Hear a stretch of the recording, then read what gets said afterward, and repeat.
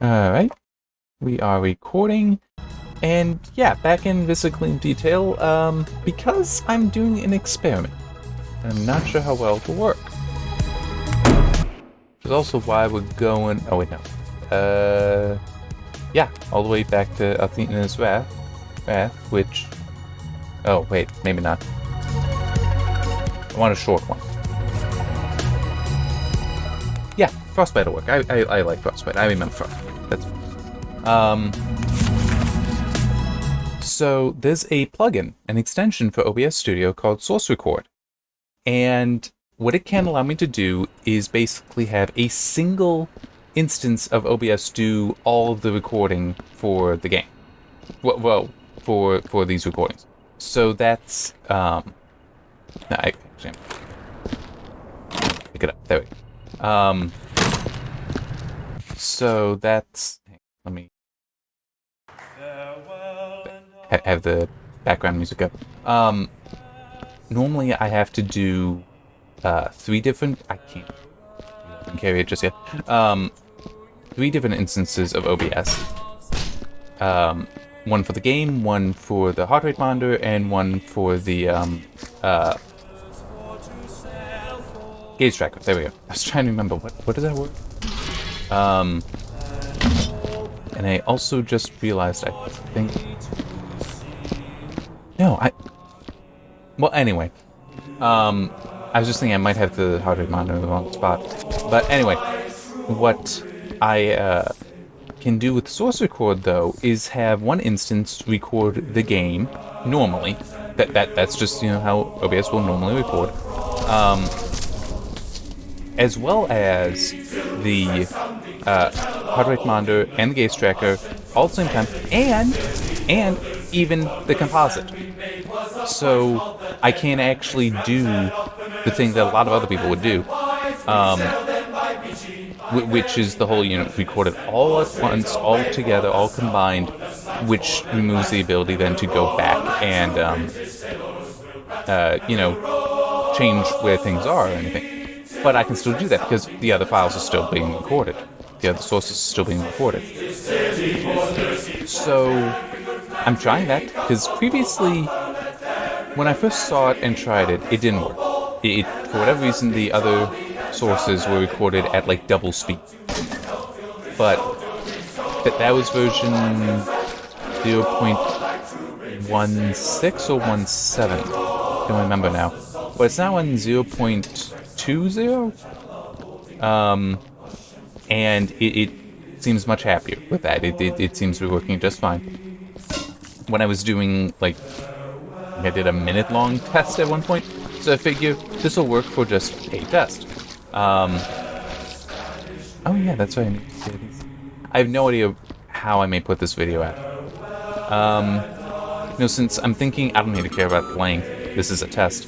I guess I can probably just, like, put it out on the gauge tracker only schedule, even though this does have the heart rate monitor too. But it depends. If it works, great. If not, then I won't worry about it. Which is also part of the reason why I'm doing a previous location. So it's like, it doesn't matter if it doesn't end up coming to be.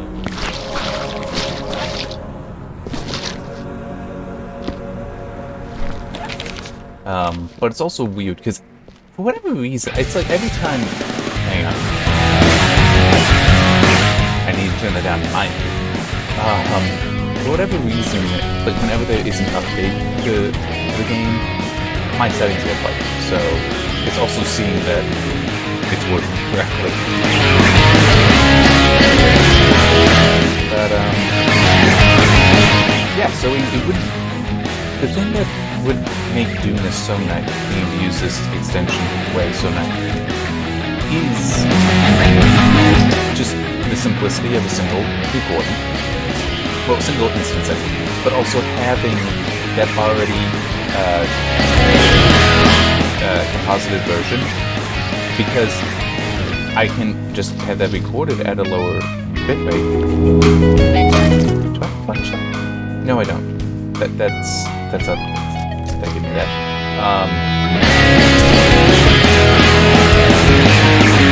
Because that processing video is easy. It really is. You just re-encoding, do a little bit rate, that's easy, that's fine.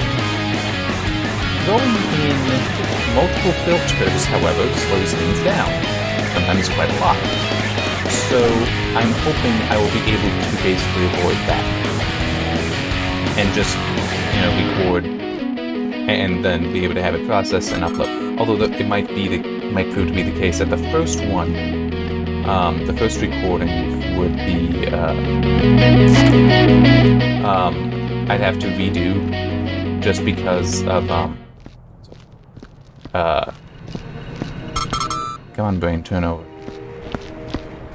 Like if I have the heart rate monitor in the wrong spot initially, because I can't change that after the fact with the already composited recording.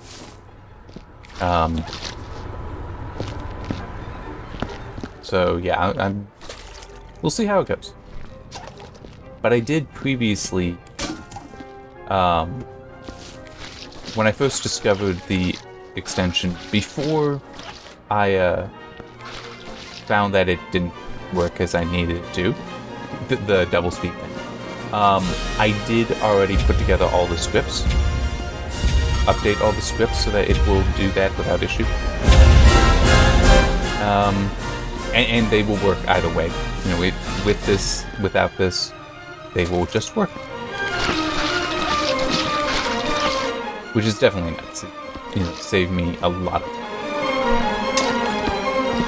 Not needing to worry about which scripts I'm using. Though I do need 2 batch files for that. Because what FFmpeg is told to do is do.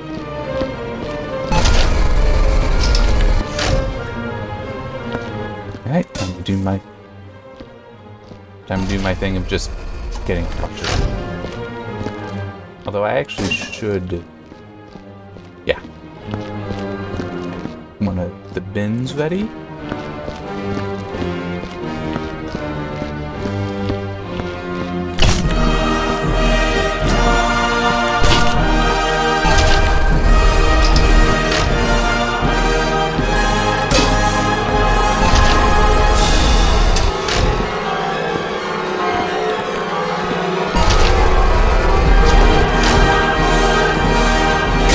One other thing I do want to share that is really neat about the source report, the extension, is if the source isn't present, it doesn't bother recording it. Which is, I just share that as being so nice for me because I do have, sometimes I'm not recording the heart rate monitor. If I just don't have the monitor software going, then there's nothing to capture. It doesn't even make the file. It really is a very nice extension. Even when it wasn't working right for me, it's like, okay, it's in development though. When it gets figured out, this is really an amazing thing. And arguably should be eventually built into OBS. In fact, I would love it if it went even further. Because it would be really awesome if you could have them all go into the same file. Which you can do. You can mix multiple streams into a single file. That is what I do. I have the video files all go into the same archive MKV. So that way I know it's all lined up. It's all in one place, and also I don't need to worry so much. Well, technically when making I need to worry about the naming, but I can basically just tell, hey, this video stream goes here, this video stream goes here, do this with that, and that with this. It's bad.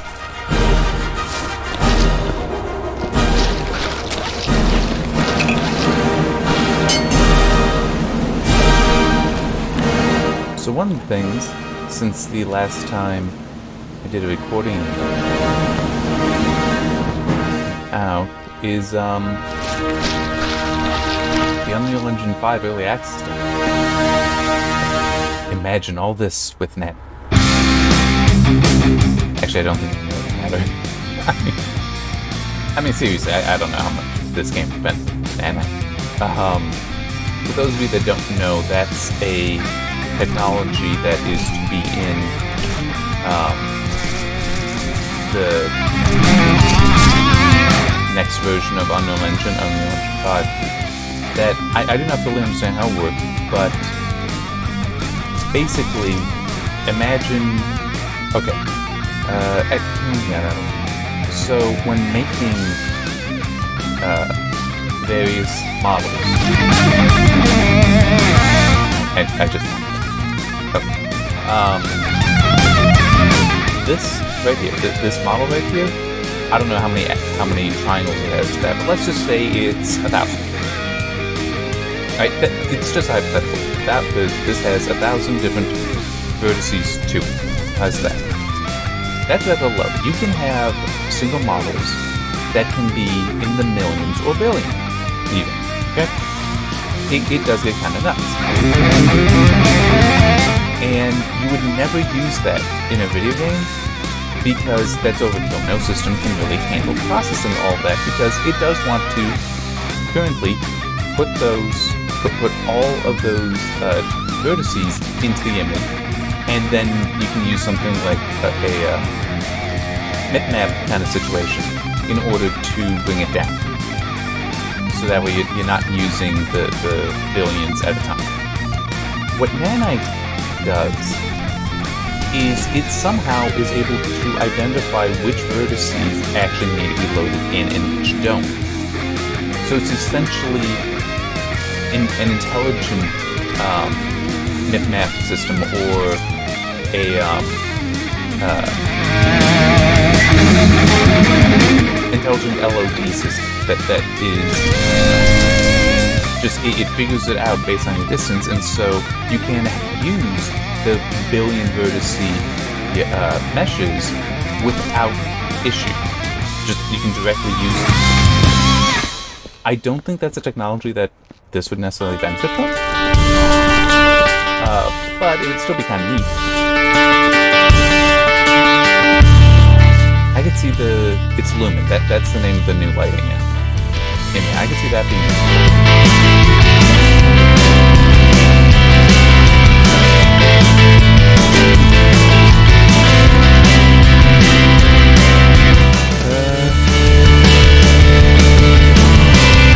so I have it.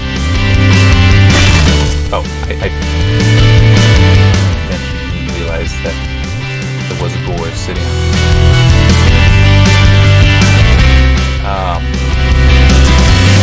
there's a bunch of other neat stuff to it.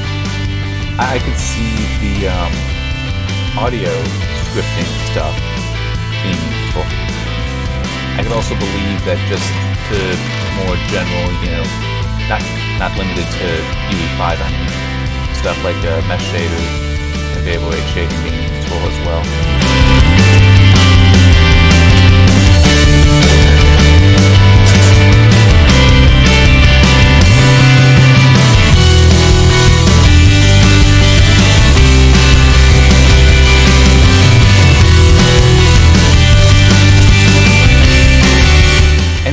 I believe more technologies provide as well. But yeah, it still is a very promising. What they're showing is very promising, and also to be fair, they wouldn't show stuff that isn't.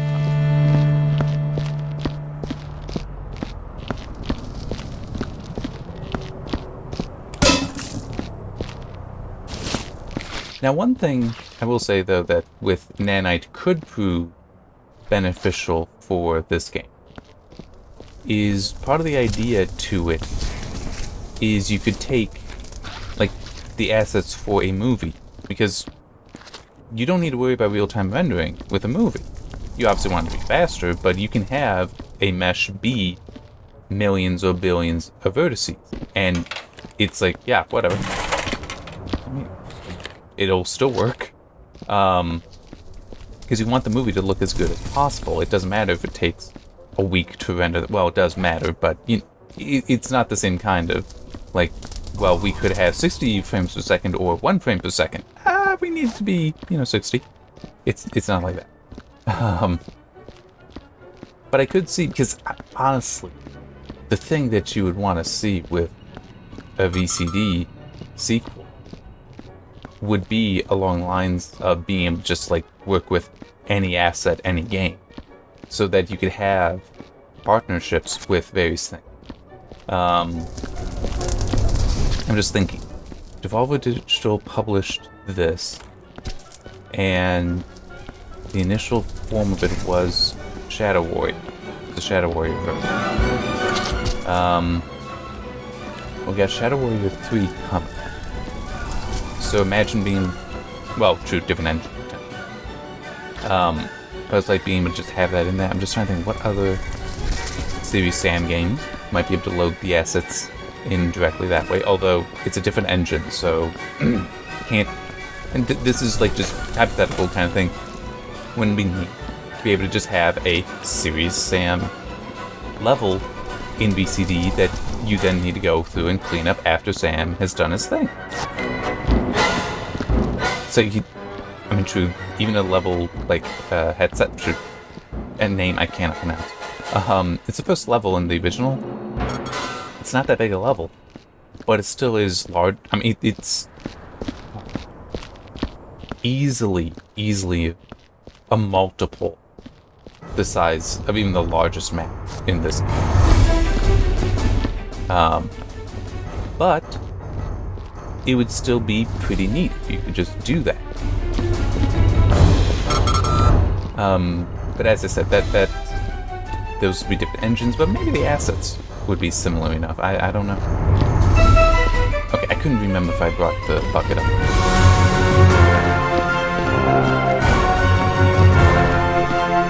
But you could also have movie assets, potentially. And not needing to do much conversion beyond, just maybe changing the format, but not needing to like go in and optimize. That could be something very useful.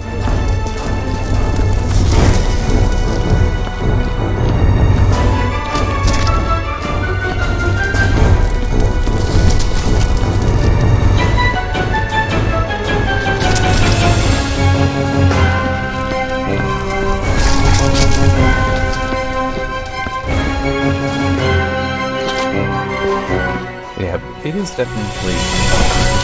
We appear to be at a very interesting time in visual effects, whether it's movies or games. But I'm mainly a bit games because you're getting technologies like anime, but it's also we've got technologies like the mesh shaders, like variable rate shading, that are thanks to low-level APIs and such that mean that we can have visuals that you're not going to be able to tell the difference from these technologies not being there, but performance can, in some cases, be even an order of magnitude improved. At least based on that one mesh shader feature test that 3D Mark put out. Well, sorry, that UL Benchmarks via FutureMark put out for 3D Mark.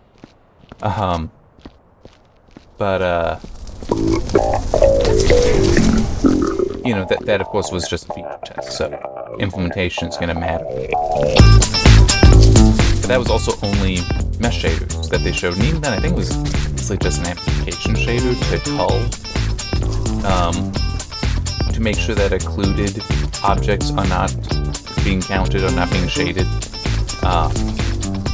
So applying additional things there to reduce the workload, also applying VRS and such could substantially improve performance, even on top of that.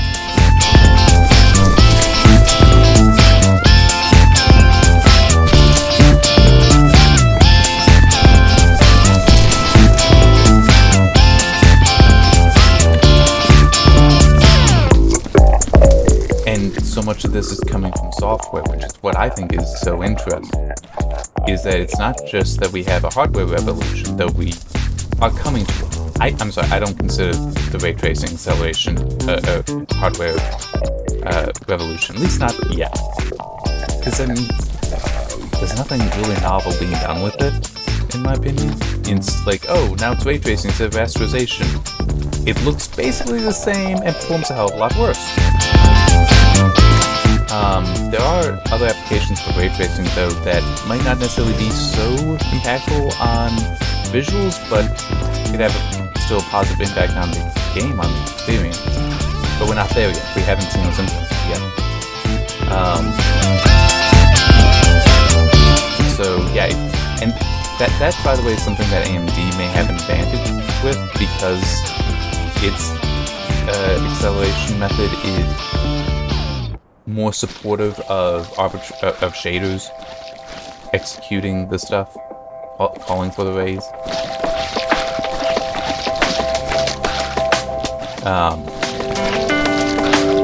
Yeah, so basically it's okay. So it's a shader that has put, well, I'm guessing that has put the blood on this, and also a shader that's changed the color of the water.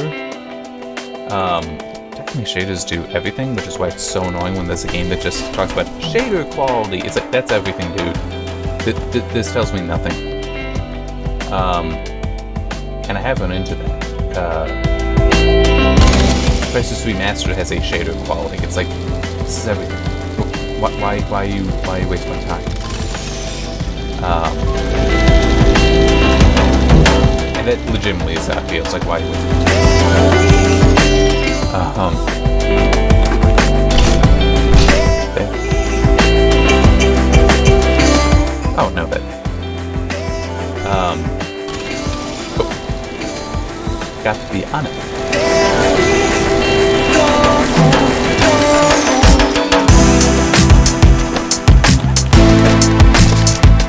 Yeah, it's gonna make it.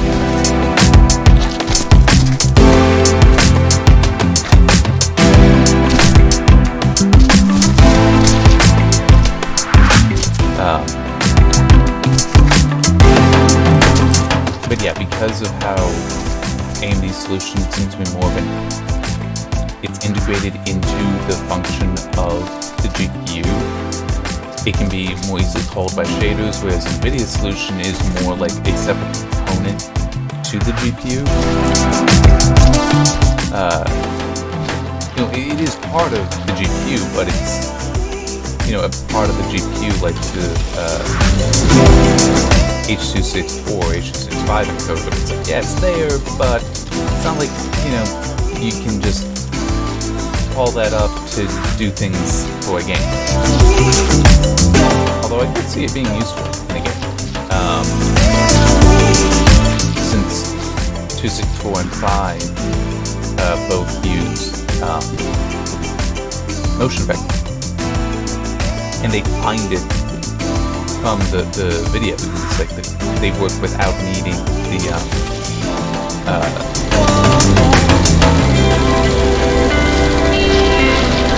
without needing anything internal. It's not the game engine. It's not the video telling the original source for the video that's telling it, oh yeah, the motion's going this way or that way. No, it's looking at the video and analyzing it and figuring that out.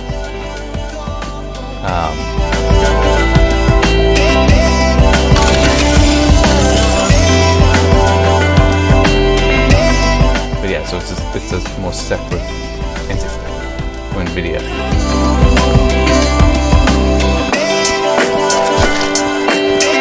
Yeah, it will definitely prove interesting to see what we get for ray tracing in the like a year or two, when it is that both methods have been well optimized by various developers, and also when we find out, will AMD have an advantage because of the console?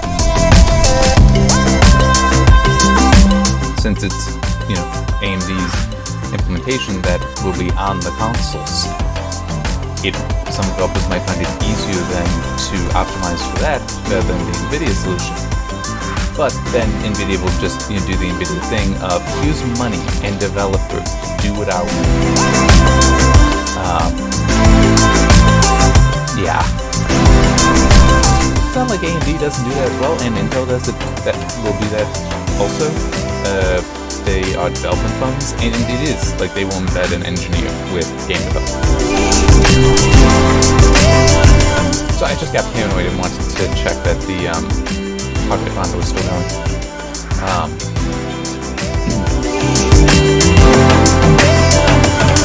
But it's NVIDIA has so much money that they will just spend on that stuff, and Witcher 3 hair works. And NVIDIA is also kind of known for having partners do things that are arguably anti-consumer and anti-competitive.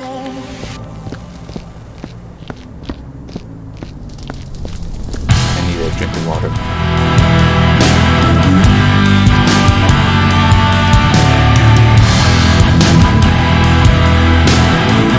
Okay. For those of you that may not remember, especially since it's been, what, 5 years now since that?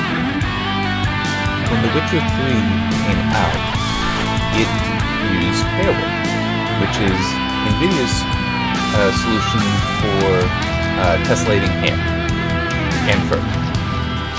So you can have much more realistic looking hair and fur than traditional methods.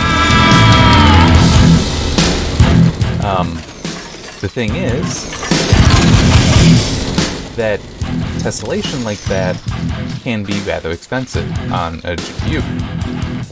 And that specific implementation was, well, it was also one of the earlier ways that NVIDIA offered it, which is, with knowing NVIDIA with their GameWorks stuff, is basically use a file, put it in the folder, and just give it this information and you get this information out.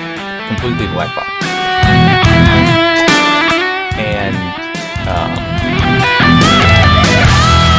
that meant that CD Projekt Red, the Witcher 3 developers, had no control over how it worked. And when people realized that the performance was absolute garbage, they complained, and CDPR was like, well, we can't do anything because that's NVIDIA. Because NVIDIA initially said that, oh, well, they just didn't optimize it, and CDPR was like, no, we can't optimize it, they just hand us something. But what it was doing, that was forcing 64x tessellation for the hair, which at the time wasn't a problem for the very newly released GTX 980 and GTX 970. This was before the 960 was, or any other Maxwell 2.0 GPU. So you had the situation now where only these two brand new GPUs from NVIDIA could really handle running with this one effect just being enabled. Not because you didn't have the ability to like turn it down yet. That came later. But because of this, and it stood for a lot of people as NVIDIA's desire and interest in basically just crippling for performance for anything but their products. And even then, because you could get like the GTX 780 Ti or the GTX Titan. Yeah, 780 Ti wasn't it? Anyway, those couldn't handle it because the amount of tessellation was so high. And it's like we're talking about in the Titan, $1,000 GPU that couldn't handle it, whereas the 970, 980 could. Which those have been $500-600 GPU. I don't remember. It's been 5-6 years. So yeah, it's NVIDIA is not always a good faith actor when it comes to optimization and technology deployment. They want it to benefit them, whereas you look at when AMD's Trust Effects, that's it, which is the original for these technologies that tessellate hair. AMD did it first, not NVIDIA. It was in Tomb Raider, the 2013, 2014 game? Which was that? Was it 2013, 2014? Good game, regardless. I can definitely recommend it. Very fun. When they released it, but when the game released, it did hurt performance on NVIDIA GPUs. Not in any way to the level that the Hairworks, Witcher 3 Hairworks hurt performance on everything else. It wasn't to that level. But AMD actually did work with the developers. Square Enix publisher Nix's did the port. Crystal Dynamics, that's the name of the actual developer. Though it was Nix's that handled it.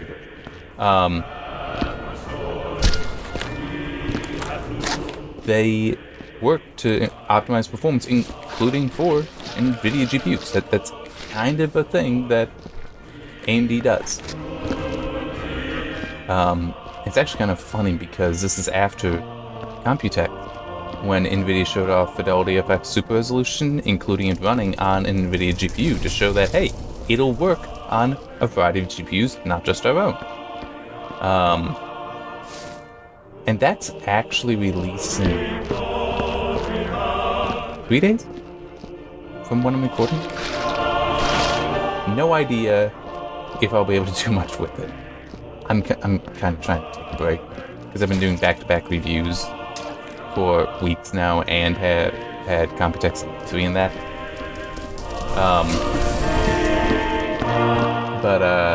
Yeah, I just... That's something that AMD does.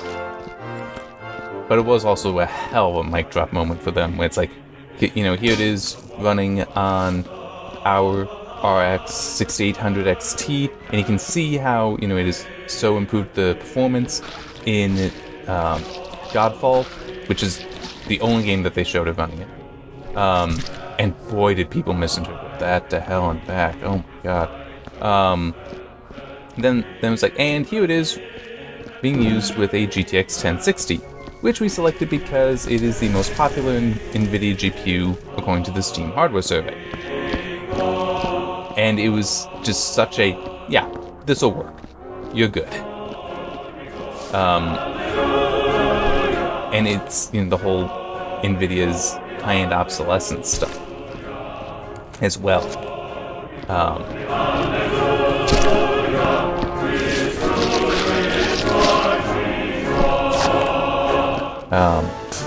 Just trying to think what else is there to that, but yeah, my whole people misinterpreted it. AMD did later make a statement when asked that basically, as far as optimization go for NVIDIA GPUs, they said that's on NVIDIA. And people, well, some people hugely misinterpreted that as though it meant that only the GTX 1060 in only Godfall would be able to be an NVIDIA GPU running FSR. It's like, no. No. The technology will work if it's enabled in the game, and the GPU generally supports it, which I think AMD basically said if it is 10 series or newer, although it might be 1060 or higher. I don't remember what. Then it'll work. It's just, if you want the performance to be better, you gotta talk to NVIDIA about that. Which is completely normal, and also AMD can't optimize for any NVIDIA GPU. The 1060 performance there was not optimized because AMD can't make NVIDIA drivers. They also don't know the design of the 1060. It's like that would be a trade secret of NVIDIA. All AMD did was show that, hey, it runs in, you know, a common compute system.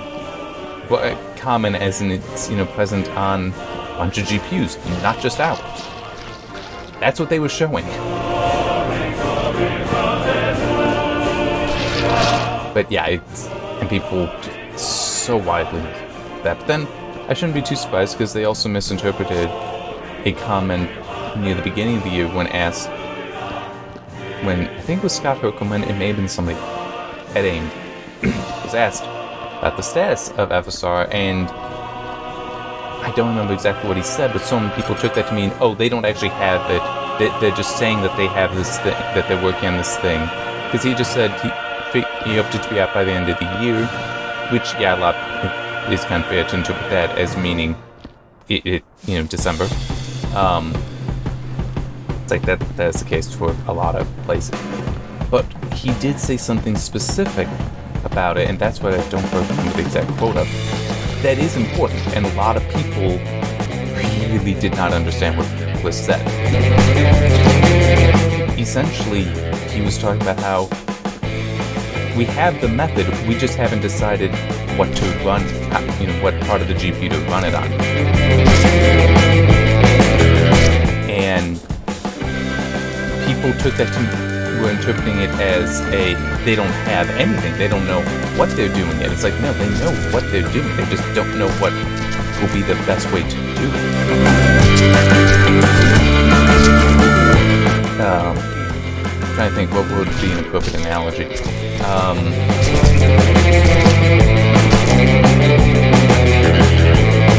But I guess it kind of works. You have some cargo to move. Do you use a sedan, a van, a pickup truck, a semi?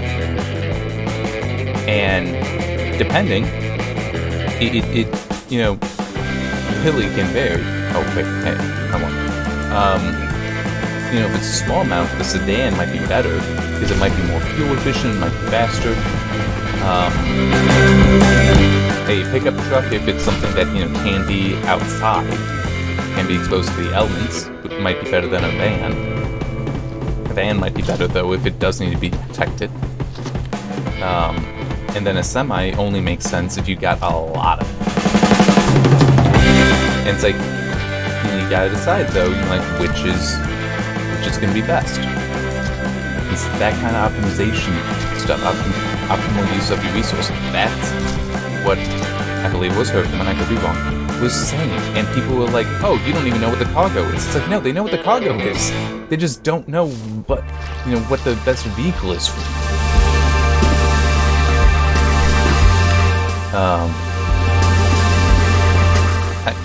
Perhaps a better analogy would be like,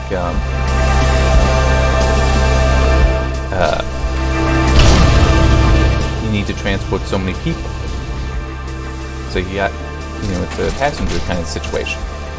Do you use a sedan, a van, a bus, a train, an airplane, or a boat?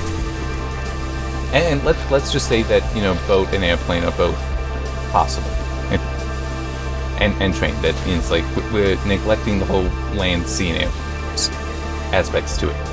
We're neglecting that for now. And we're just considering the space available, the capacity and speed, as well as efficiency.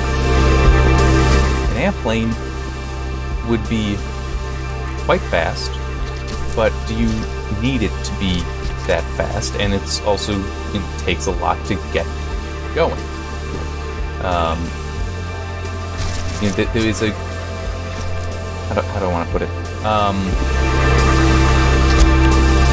Come on. No, good, I'm gonna get that thing.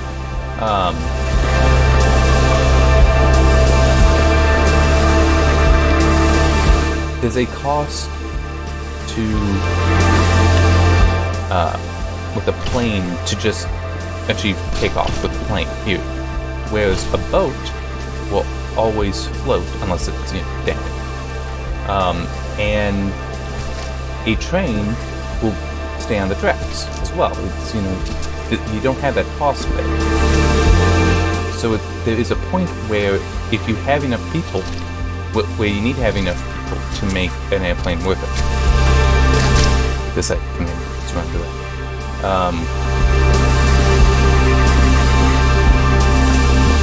And then it's like, well, train can be faster than a boat, but it has less cargo capacity. It can carry fewer people, has a lower capacity than a boat. So, is that better? It's like you need to figure out there. And then it's also, well, a car has the least, but it may have the greatest versatility because you can go on any road. You're not confined to waterways or where airports are, or where rails are, as you are with the other. You know, that kind of optimization stuff does matter, and it is present even in technology. For CPUs, it would be like, well, do we run it using do we want to run it using some algorithm in AVX, for example? Because in some cases, that can significantly improve performance. But in other cases, it might be yeah, we can do that, but what we may gain in performance, we may lose in power usage. Like, I've seen some, it's been a while, but some reviews concerning Intel's latest CPUs that support AVX 512. It's like, yeah, we can get, you know, appreciably better performance. We're also doubling the amount of power they're using, though. So it's not necessarily worth it too. But it still is, you know, as far as performance goes, significant improvement.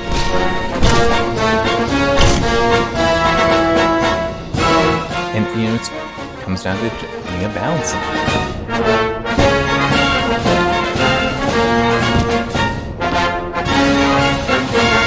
By the way, my plan is once I clean out this,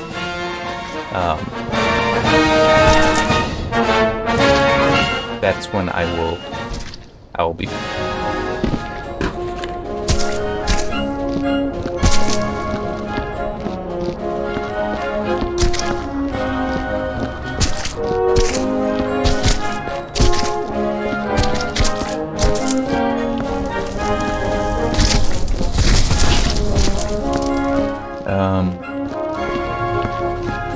Yeah. And not that it matters, but I'll just say the next games I intend to do recordings in, I already have installed. We'll hopefully be doing those in a few days, starting those in a few days, probably. One of them is Dead Rising 3. I do know when this is coming out. When this video will be coming out, assuming it goes out. One is that, which will be, you know, could be following Dying Light, because I'm using Dying Light 1 and 2 to break up Dead Rising 2, 3, and 4. And I also know what I will do for the gaze tracker, which it's not going to take long. That's going to be 6 videos, I think. That's currently how I have it more or less scheduled.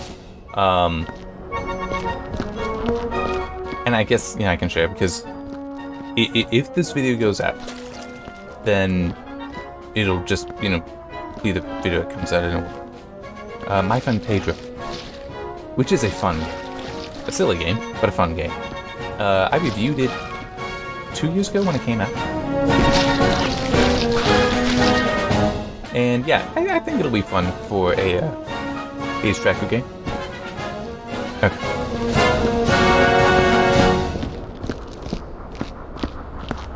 I'm done. I know that there's plenty more to do, but I don't care. I'm just testing the Sorcerer Core extent. Hopefully it will be awesome and amazing, and I can use this for Dead Rising 3 and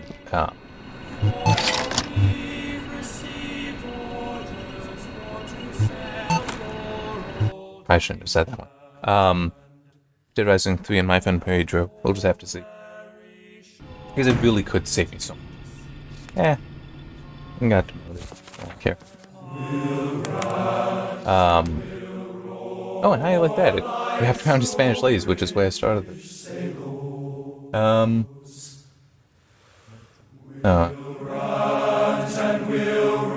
It has been like 2-3 years since I had to get the Uber app, because just I went to Boston area, and needed, you know, I don't drive, so I needed a ride. But it is so annoying. I keep getting these things where it's like, oh, you can get $30 off a free meal. It's like, I don't want to do anything else with Uber. It's like, I haven't touched the app since then. I still have it, just because I don't really know how to get rid of there being an account for it. So it's like, I might as well just leave it there, I figure. Yeah. No, actually, I just...